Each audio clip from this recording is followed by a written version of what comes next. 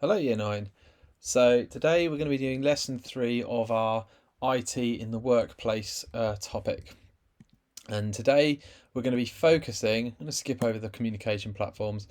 We're going to be talking about effective online communication and trying to come up with some principles that should guide you when you're writing to people in a professional context. So emojis, why do we use them? The first activity, which has a worksheet, and I'll just pull it up here, the A1 worksheet, asks you to consider, have you ever sent a message and it's been misunderstood? And also, why would we use emojis in a professional setting? Why might we? Why might we not do that? So you can have a go at the worksheet. First, just come up with your own ideas and write them in here, and then you can confer with a partner and write some of their ideas as well. Just come up with a shared understanding of it. Right. Next up, in terms of online etiquette or netiquette, here are a few do's and don'ts. So when you're writing a message to someone in a professional capacity, you need to make sure that you're understood, and you either want them to do something or that you want them to understand something you're doing. So you need to be concise. You need to tell them exactly what you're after in as few words as possible. Picking the right tone. So in speech, we can get away with all sorts of different ways of talking because people can read our body language and hear our voices, and there's a lot of subtlety to that. In written communication, a lot of that's stripped away, so you have to be careful to word things quite precisely and not either try and be too funny or put too much emotional content in there. Think about what you're sending, reread it, definitely reread things. Don't talk about other people or violate people's privacy in messages that you send, and also just check you sent it to the right people. A few don'ts. Don't type in all capitals. It looks like shouting. Don't send frivolous emails such as jokes. There's just enough of that floating around the internet without us adding to the pile. And you never really know how these things are going to be received. And you haven't got that judgment, that interpersonal ability to judge things if you're sending a text-based message. Don't email while angry. If you only remember one thing today, don't email while angry. Promise you that goes wrong. I promise you, for me, that has gone wrong. Using abbreviations, that's something that I used to get a lot of emails with abbreviations, and it was really annoying. And I would just email back and say, look, what does that mean? Even if I knew what it meant, I'd ask them to clarify it just to make the point because I'm kind of annoying. But yeah, abbreviations are slightly hazardous because we don't know if they will be understood correctly. If it's an email, you have the space, just spell things out. Right. So you are going to have a go at a quick quiz based on what we've just said. So in the classroom, there is a Google form. I'm going to open it up here now, and you are going to have a look through this form. Just have a go, do your best with that, and submit that when you have answered all the questions. So this would be a good place to pause. You don't need very long. Okay, so I'm assuming you've done that. Or are about to do that. We're playing it all in one go.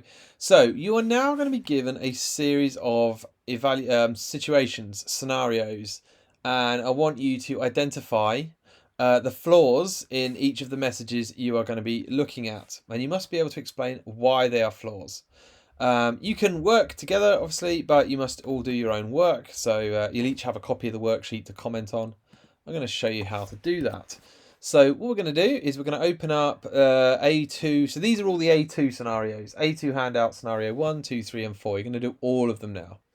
So what I would do here is if there's something I don't like I don't know, I want to sort of not give anything away here, but I can double click on a word to highlight it, and I can right click and add comment, and I could say, this is an interesting name, and this I think is the best way for you to make comments on this document. So let's say we've got this all caps here, so we said that was shouting. I'll right click, comment, this appears as shouting, so this is bad. Okay, so you're going to make as many comments as you can on this one and the other ones. Let's open those up quickly too. So there's scenario 2, scenario 3, scenario 4. So you've got all of those to work through, and just add comments to it. Now, in terms of helping you figure out what might be wrong with the message, there is a fact sheet, and it is called the A3 handout fact sheet.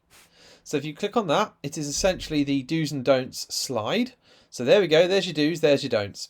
So when you're looking at a scenario, try and find examples where they have done some of these things on the don't do list.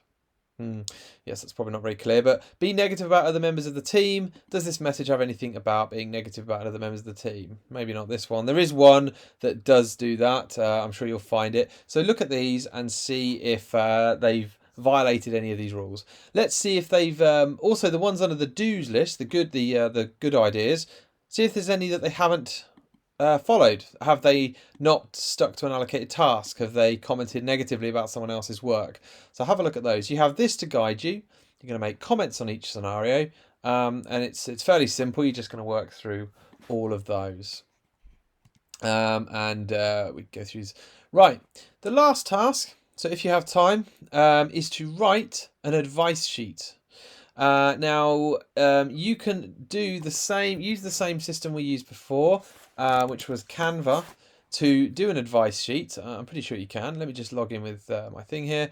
And so you could just make, like, I don't know, like, let's just put in, might even be able to put in fact sheet. So you make a new thing, and we'll do, oh, it's going to spam me. There we go. Yep. Okay, so fact sheet, maybe, templates, sell sheet. No, okay, so advice. Try and find a template. 5 tips how to take care of your clothes. Right, so pick one of these, and then, or there's various advice ones, or you can just make one from scratch. Okay, and try and make, or even just a poster. It's just a poster, really. You're going to try and make an advice sheet, including the sort of do's and don'ts, but presented in quite a nice way. So that's kind of the extension task. Anybody that does those, please just export them as you did before to like PDFs and attach them to the classroom. So, just to recap today, don't worry about the homework, we're not doing that. In this lesson, we looked at effective online communication, and we talked about adopting a professional style. Next lesson, we'll be looking at the benefits and drawbacks of cloud computing. So the fact sheet and the scenarios, that should keep you busy. Thanks very much.